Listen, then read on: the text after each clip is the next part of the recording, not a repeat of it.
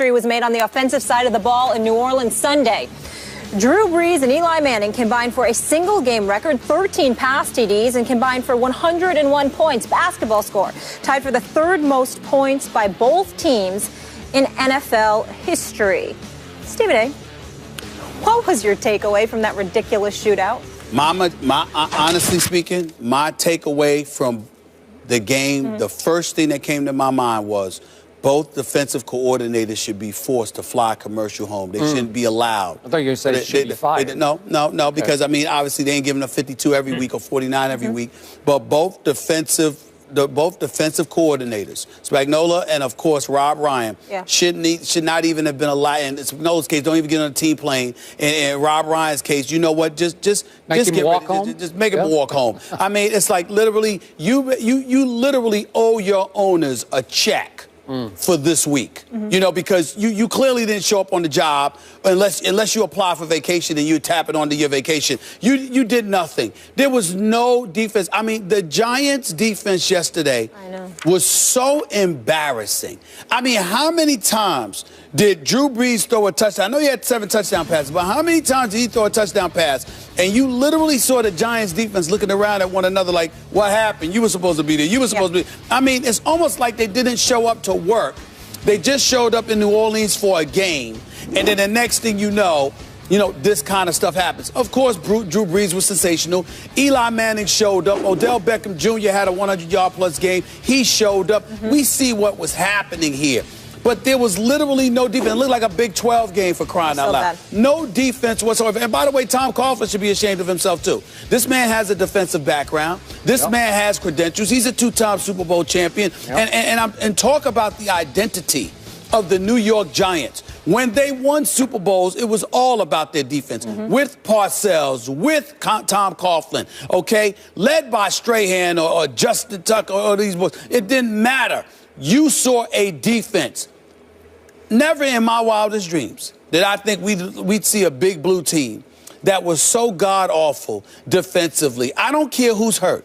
I'm not even going into all those semantics. How could you look that bad? They were atrocious to the point where it doesn't even make sense to me to talk about a Drew Brees or to talk about an Eli Manning because it really, really, really doesn't matter. This Giants team that I saw ain't winning the NFC East. It's not happening. You got to be able to play defense. It's now, to me, after yesterday's performance, it's back to being about Dallas and Philadelphia, more so Philadelphia than Dallas for obvious reasons, which we'll get into a little bit later. But in the end, the Giants, I don't care about their 4-4 record. I don't care about the fact that they're in first place. You can't play defense like that and win. That was just embarrassing. That's all I took from it. I just sat up there and watched. It's like, this is not an NFL game. And if it were college, you're excited about it. But there's something about it being an NFL game that just turned you off. That you looked at the NFL and you literally said to yourself, these are supposed to be professionals. How do you look? Even when New England dropped 50 on Jacksonville didn't look like that. You know, you just got methodically picked apart by a clearly superior team. No, in the case of the Giants against the Saints, it literally looked like both teams decided not to play defense. The 29th and 30th ranked defense going into it, total I mean, I couldn't believe how bad they looked. I really couldn't. Did the game count? Yes. It goes in the standings, It goes in the standings. Okay, I want to make sure of that because you said it didn't look like an NFL game. It did. And by the way, before I launch on this, Molly is threatening to unfollow me on Twitter. I trolled him last night. I thanked the Saints for winning that game for me and my Cowboys, and in it, I wrote Giants in all lowercase letters. And everything like else little in Giants. caps. Okay? Just obnoxious. She's going to unfollow me over it was obnoxious. That's fine. Okay, here's my takeaway. No team that gives up 52 points deserves to win the NFC East. I'm sorry, no team. Right. So that was my number one takeaway. And number two, because the game did count in the standings, dropping the Giants to, 4-4? First place. Now, somehow, some way, embarrassingly enough for the division, my Dallas Cowboys are still only one game out of first place in the loss column. Only one game out of first place in the loss. Are you kidding me?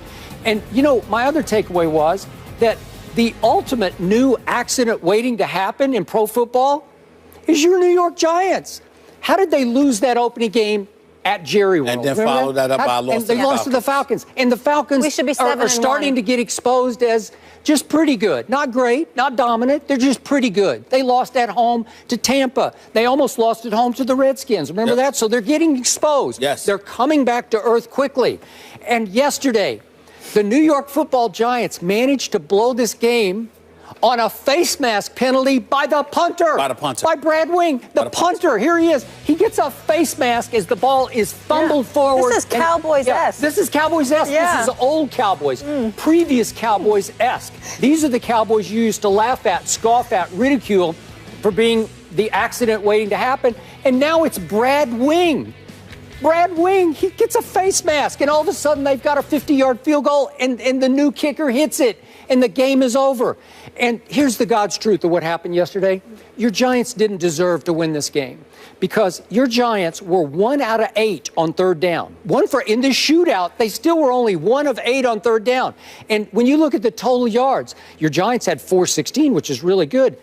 The other team's got 614, so almost 200 fewer yards do your Giants have than Drew Brees and company, right? Yeah. And the Giants did have 1 defensive touchdown on the fumble return, 63 yards. Okay, so you hang in. That actually put you ahead. But the home team had 2 turnovers, and the Giants only had 1 turnover. Yeah. So I look at what happened. Your Giants were lucky to be in the game, and then incredibly unlucky to blow the game. In the end, they come back to the pack. And the truth is, the NFC East, halfway through, it hasn't even started yet, right? It's like it's up for grabs now. It's still, I don't know, the Washington Redskins could win the NFC East for all I know. Yo, listen, they're only a game back. That's what I'm saying. They're only a game back. I mean, it's, again, Dominique Rodgers-Cromartie, I want to sort of omit him from this conversation because he makes plays. He's had 3 interceptions in the last 2 weeks. He finds a way to keep himself actively involved. Yeah. I get all of that, but I mean, this is some embarrassing stuff here. And you Spagnola, I mean, you should be ashamed of yourself. You Rob Ryan. I don't care that you won. You should be ashamed of yourself. You Rob Ryan, your defense. I mean, talk about somebody that lost his luster. I mean, think about it. Once upon a time, we just sat there and said if he lost some weight and got a haircut, we you know what, he could be a head coach. He could be a head coach. Gotta look the part. Gotta show up to work like a professional. Get a haircut. Go to a salon, or in his case, a salon, not a barbershop, and just get the haircut. Do whatever. Okay. Do whatever you need to do. Yeah. But then you look at this defense and the way that it has played, particularly yesterday too. Just no excuse whatsoever. And the Giants didn't even run the football. Everything was with their passing attack.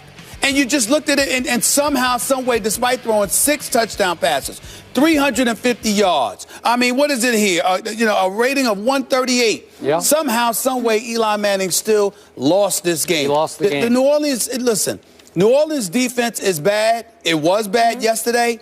But the Giants were so embarrassing because, again, at least when New Orleans got beat, there was somebody in the vicinity. Yep. I mean, you look at the Giants, it was like, literally, who was it that scored the 1 touchdown where he's just strolling in? When he just strolling, I mean, who was? Literally walked in, looking behind, and it's like, there's nobody near me. Nobody's home. He literally could have walked the last 30 yards. Most yards allowed since 1943 by the Giants. I don't even understand it. I really don't understand it. He literally could have walked the last 30 yards. Yeah. Walked. Was that fun for you? Did you enjoy that? Great time. That was my great moment of the day. Yeah. How about those Cowboys? We'll talk about Colston. them. Colston. It was Colston. Yeah. I'm just saying. I just looking at him. He's like he couldn't believe how wide open he was. Yeah. It was just embarrassing, man. And like I said, it's an NFL game. You don't anticipate seeing something like that. That was just bad. Okay. As long as we don't have to talk about the Cowboys today, I'll be happier. Right. Of course we're talking about the Cowboys today. Of course. Oh, well, I'll lay out of this one. Right. I'll let Stephen A. handle it. Please. The NFC is looking like the AFC South. It's bad. Right. In a battle of Skip and Stephen A.'s Super Bowl team,